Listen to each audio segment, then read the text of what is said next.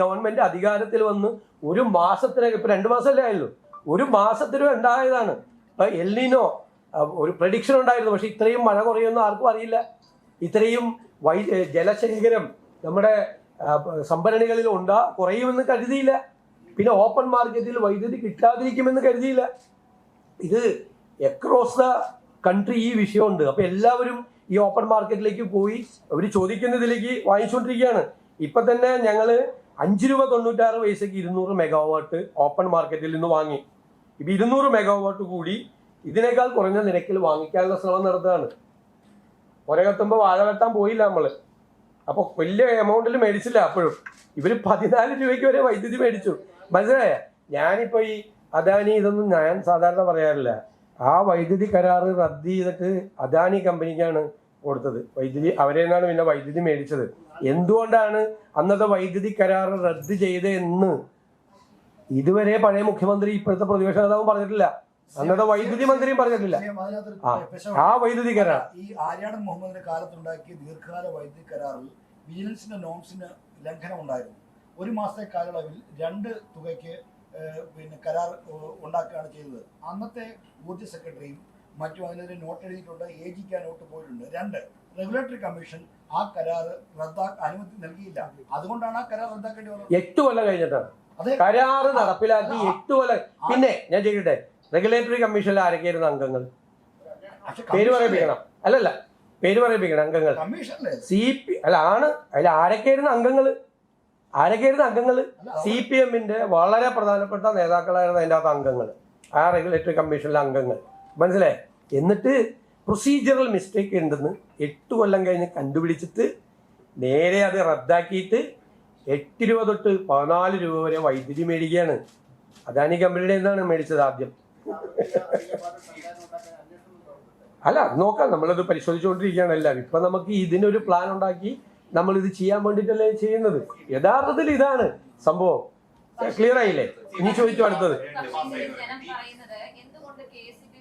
പറയുന്നില്ല ഇത്ര സമയം മുതൽ ഇത്ര സമയം വരെ, അരമണിക്കൂർ വൈദ്യുതി ഉണ്ടാകില്ല എന്നുള്ള കാര്യം. കാരണം വൈദ്യുതി നിയന്ത്രണം ഉണ്ടാകുമെന്ന് പറയുന്നു. അരമണിക്കൂർ മുതൽ 1.5 മണിക്കൂറിലധികം വരെ വൈദ്യുതിയാണ്. അങ്ങനെ മുൻകൂട്ടി പറയുന്നതിൽ എന്തെങ്കിലും പാളിച്ചകൾ വൈദ്യുതി ബോർഡിന്റെ ഭാഗത്തുണ്ടെങ്കിൽ അത് പരിശോധിക്കാം.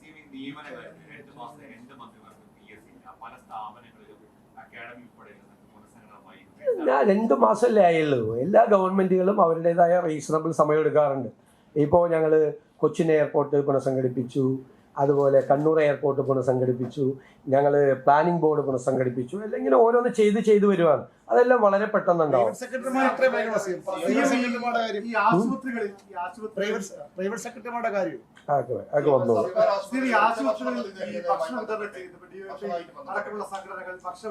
അല്ല, അതൊരു ഞാൻ പറയട്ടെ, അത് വളരെ ആരോഗ്യമന്ത്രി അതിൻ്റെ അകത്തൊരു ക്ലാരിഫിക്കേഷൻ കൊടുത്തു. ഭക്ഷണം കൊടുക്കുന്നതിലല്ല പ്രശ്നം. ഭക്ഷണം കൊടുത്ത് ചില സ്ഥലങ്ങൾ കയ്യേറിയ പ്രശ്നം വന്നു. ചില ആശുപത്രിക്കകത്ത് ചില സ്ഥലങ്ങൾ കയ്യേറിയ സ്ഥലം വന്നു. പിന്നെ എല്ലായിടത്തും ഒരു ഭയങ്കര പൊളിറ്റിസൈസ് ചെയ്യുന്ന രീതിയിൽ ബാനറും അതൊക്കെ കെട്ടി വന്നു. ഇപ്പം നെയ്യാറ്റിൻകരയിൽ ഞങ്ങൾ കൊടുത്തുകൊണ്ടിരിക്കുന്നുണ്ട്. ഞങ്ങളുടെ ഒരു 6 വർഷമായിട്ട് അവിടെ ആ ഗവൺമെൻറ് ഉണ്ടായിരുന്ന സമയത്ത് ആശുപത്രിയുടെ അകത്തേക്ക് കയറ്റിയിട്ടില്ല. ഞാൻ പോയിട്ട് റോഡിൻ്റെ പുറത്ത് വന്നിട്ടാണ് ഈ വിതരണത്തിൽ അവർ ഈ വാർഷികമൊക്കെ ആഘോഷിക്കുമ്പോൾ അവർ നമ്മളേക്ക് വിളിക്കും. ഞാൻ പ്രതിപക്ഷ നേതാവായിരുന്നപ്പോൾ പോയി കൊടുത്തത്. അപ്പോൾ ഞാൻ ചോദിച്ചു, ഇത് റൂട്ടി കൊടുക്കണമെന്ന് ചോദിച്ചു ഭക്ഷണം. അപ്പോൾ പറഞ്ഞു, കഴിഞ്ഞ ഗവൺമെൻറ് ഇവർക്ക് കോൺഗ്രസ്സുകാരാണ് കൊടുക്കുന്നത് നെയ്യാറ്റിൻകരയിൽ, അതുകൊണ്ട് അകത്ത് കയറാൻ പറ്റില്ല എന്ന് പറഞ്ഞൊരു ബാൻ ഏർപ്പെടുത്തിയിട്ടുണ്ടെന്ന് പറഞ്ഞു. അപ്പം ഞാൻ വിളിച്ച് സംസാരിച്ചിട്ട് ഒന്നും മാറ്റിയില്ല.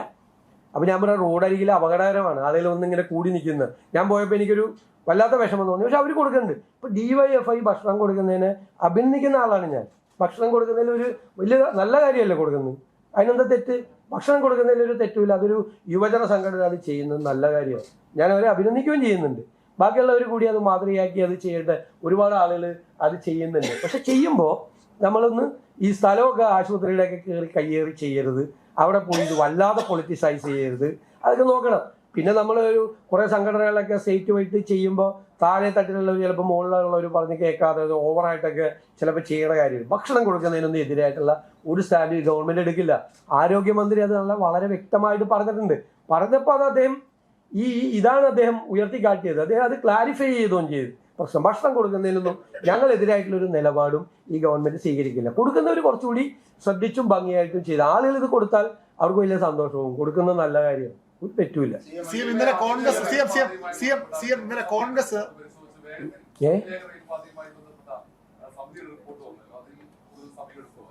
അല്ല, അത് നോക്കട്ടെ, നമുക്ക് മറ്റു കാര്യങ്ങൾ അതിന് റീസണബിൾ ആയിട്ടുള്ള സമയം എടുക്കില്ല. അവരുടെ റിപ്പോർട്ട് നമുക്ക് അതേപോലെ നടപ്പാക്കാൻ നമുക്ക് പറ്റില്ല എന്ന് അറിയിച്ചിട്ടുണ്ട്. കോൺഗ്രസ്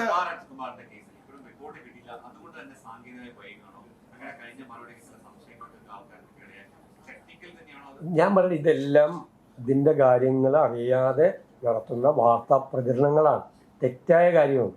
ഗവൺമെൻറ്റിൻ്റെ മുമ്പിൽ പ്രോപ്പറായിട്ടുള്ള ഒരു റിപ്പോർട്ട് വരുന്നതിന് മുമ്പ് ആഭ്യന്തര വകുപ്പിലെ DGPയുടെ അടുത്താണ് അവർ കൊടുക്കേണ്ടത്. ആ റിപ്പോർട്ട് എപ്പോഴാണ് കിട്ടിയത്?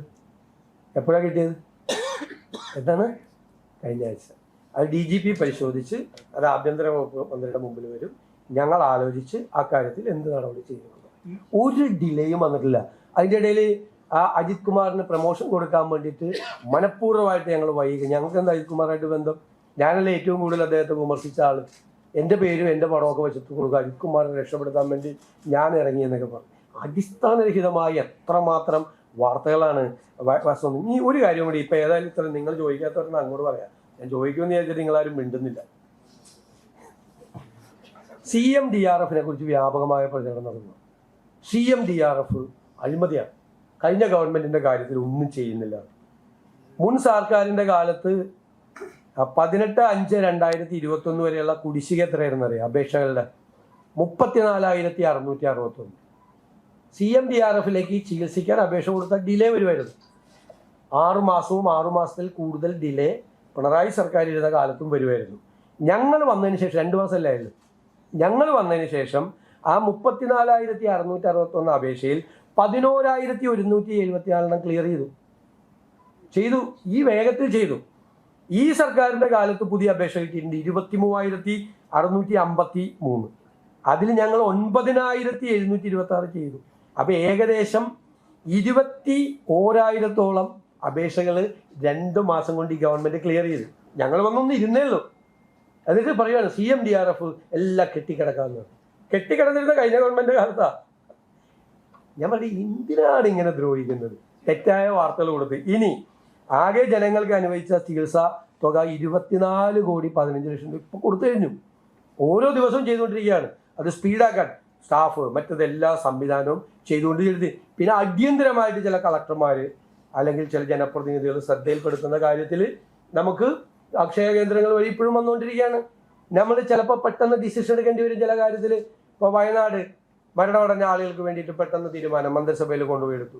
ചില തീരുമാനങ്ങൾ, ചില കുഞ്ഞുങ്ങൾക്കൊക്കെ സർജറി, ചില പെട്ടെന്ന് പ്രശ്നം, ആ സർജറി നടത്താൻ പൈസ ഇല്ല, ആ സർജറിയുടെ ഡേറ്റ് ഫിക്സ് ചെയ്തു എന്ന് വരുമ്പോൾ നമുക്ക് ഈ 6 മാസം ഡിലേ ചെയ്ത് കൊടുത്താൽ മതിയാണ്. തീരെ പാവപ്പെട്ടവരായ ചില കേസുകളൊക്കെ റെക്കമെൻഡ് ചെയ്ത് കളക്ടർമാരുടെ അടുത്ത് വരും. അതൊക്കെ നമുക്ക് കൊടുക്കുക. ഇതിലെന്താ അഴിമതി?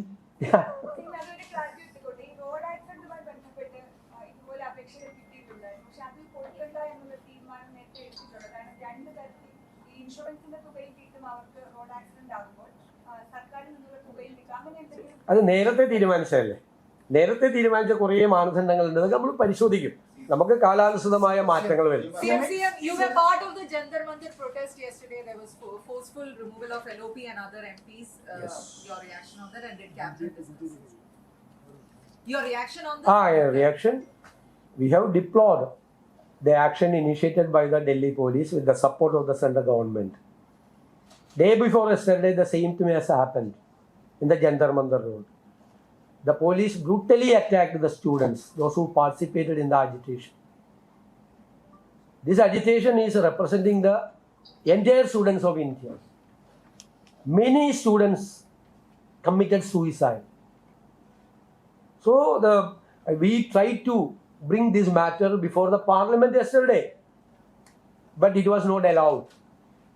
So we made an agitation under the leadership of Sri Rahul Gandhi, Sri Priyanka Gandhi, Sri Mallikarjun Kharge ji and Mr. K.C. Venugopal. We conducted a rally. Myself and the Karnataka Chief Minister participated in that agitation. They were brutally manhandled by the police. Even the Rahul ji and the Priyanka ji were. കിഫ്ബിയുമായി ബന്ധപ്പെട്ട് CM, this protest has been going on for അല്ല, some time. This കിഫ്ബിയുമായി has been ബന്ധപ്പെട്ട going on for some reorganisation time. So do you think there was a delay from the side of the Congress to come out to the street in support of the CJP? No. How can you say that? How can you say that? We have conducted many rallies across the country, even in Kerala. We have conducted rallies in Kota, Rajasthan. The Rahul ji inaugurated a Mammoth rally. That was our launching of our education in Rajasthan. We have conducted many programs across the country. Our assembly, we brought this issue and we adopted a resolution against this thing.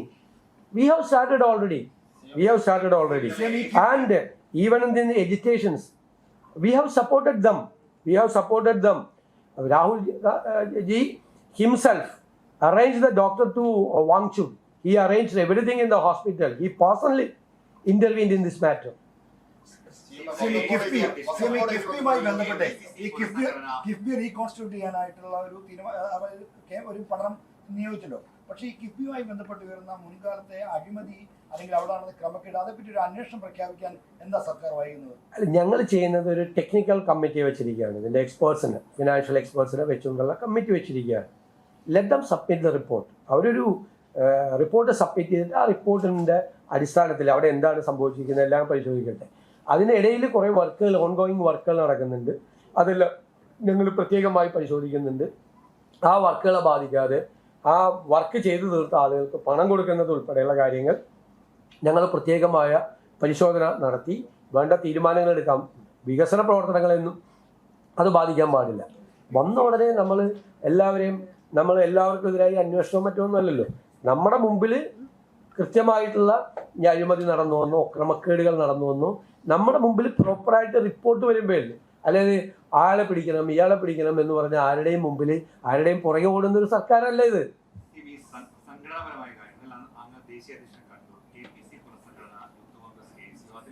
അതൊക്കെ സംഘടനാപരമായ കാര്യങ്ങളല്ല. അതൊക്കെ തീരുമാനം അഖിലേന്ത്യാ Congress committee നേതൃത്വം കേരളത്തിലെ നേതാക്കന്മാരുമായിട്ട് ആലോചിച്ച് അവർ ഉചിതമായ തീരുമാനം എടുക്കും.